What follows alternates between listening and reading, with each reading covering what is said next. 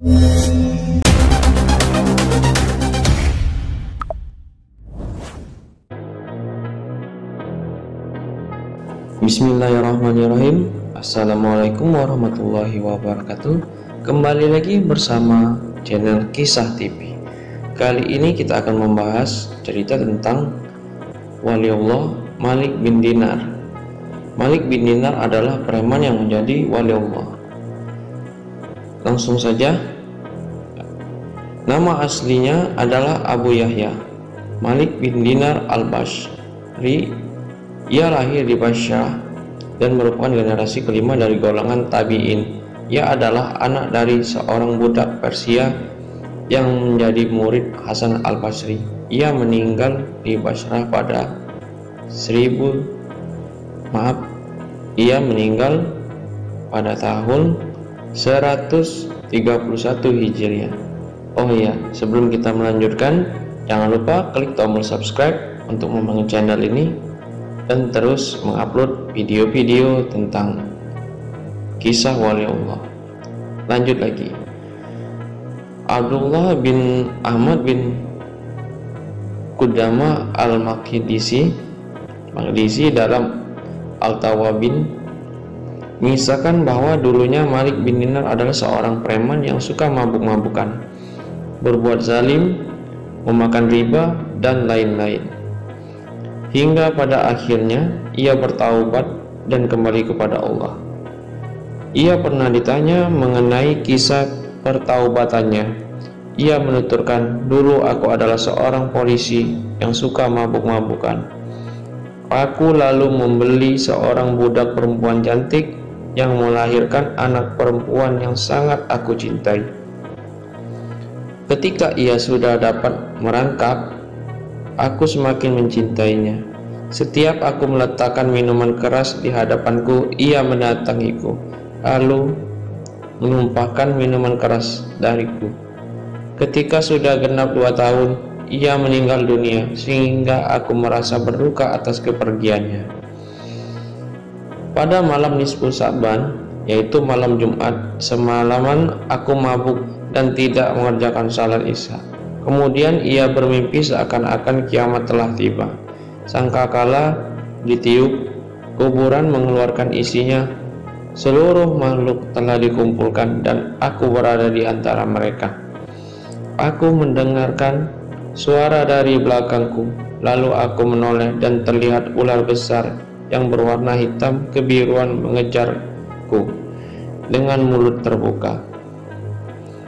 Aku lalu terbirit-birit karena ketakutan. Lalu aku bertemu dengan seorang syekh yang berpakaian bersih dengan bau yang sangat harum. Aku mengucapkan salam padanya dan ia pun menjawab salamku. Aku berkata kepada, "Wahai syekh, selamatkan aku dari ular itu. Semoga Allah menyelamatkanmu." Syekh itu menangis dan berkata, "Aku lemah, sementara ia lebih kuat dariku. Aku tidak mampu melawannya. Cepatlah pergi, semoga Allah menyelamatkanmu dari ular itu." Aku terus berlari, lalu naik di atas tebing, dari tebing kiamat. Aku mendekati kobaran api neraka. Aku melihat teror di dalamnya, dan hampir saja aku terjatuh karena takut akan kejaran ular itu. Tiba-tiba ada suara teriakan, "Kembalilah, kamu bukan termasuk penghuni neraka." Aku merasa tenang dengan kata-katanya, dan aku pun kembali. Ular itu terus mengejarku dan mendatangi syekh itu kembali dan berkata kepadanya, "Wahai syekh, aku memohon kepadamu agar menyelamatkanku dari ular itu. Namun engkau tidak melakukannya." Syekh itu menangis lalu berkata kepadaku, "Aku lemah, tapi pergilah ke gunung itu, karena di dalamnya ada simpanan orang-orang Islam. Jika engkau memiliki simpanan di dalam gunung itu, ia akan menyelamatkanmu." Aku melihat gunung bulat yang terbuat dari perak. Ada kubah di atas lembah permata dan tirai-tirai yang bergelantungan. Setiap kubah memiliki 2 pintu yang berwarna merah keemasan bertaburan zamrud dan mutiara.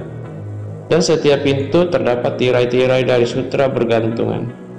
Ketika aku melihat gunung itu, Aku berlari dan ular itu terus mengejarku. Dan ketika aku mendekati gunung, salah satu malaikat berteriak, "Angkatlah tirai-tirai itu, bukalah pintu-pintu, dan hati-hatilah. Mudah-mudahan orang malang ini memiliki simpanan yang dapat menyelamatkan dia dari musuhnya." Tirai-tirai itu diangkat, pintu-pintu dibuka, dan tiba-tiba dari dalam tempat itu muncul anak-anak yang wajahnya bersinar seperti bulan purnama. Namun ular itu terus mengejar dan hampir saja aku putus asa. Di antara anak-anak itu ada yang berteriak, "Celaka kau, kemarilah dan mendekatlah kalian semua." Musuhnya sudah dekat dengannya.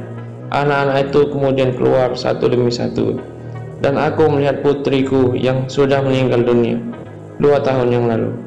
Anakku mendekatiku, dan ketika melihatku ia menangis dan berkata, "Ayah, demi Allah."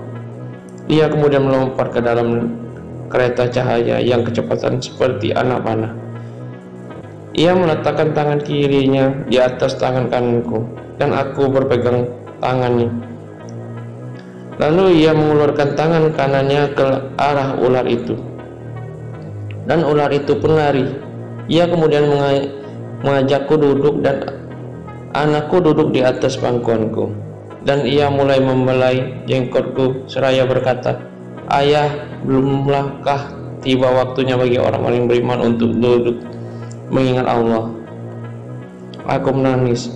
Lalu aku berkata kepada anakku, "Anakku, kalian memahami Al-Quran?" Anakku menjawab, "Ayah, kami lebih memahaminya lebih baik darimu. Beritahu aku tentang ular yang ingin membunuhku." Ia menjawab, "Ia adalah amal burukmu yang kemudian menjadi kuat dan akan melemparkanmu ke neraka."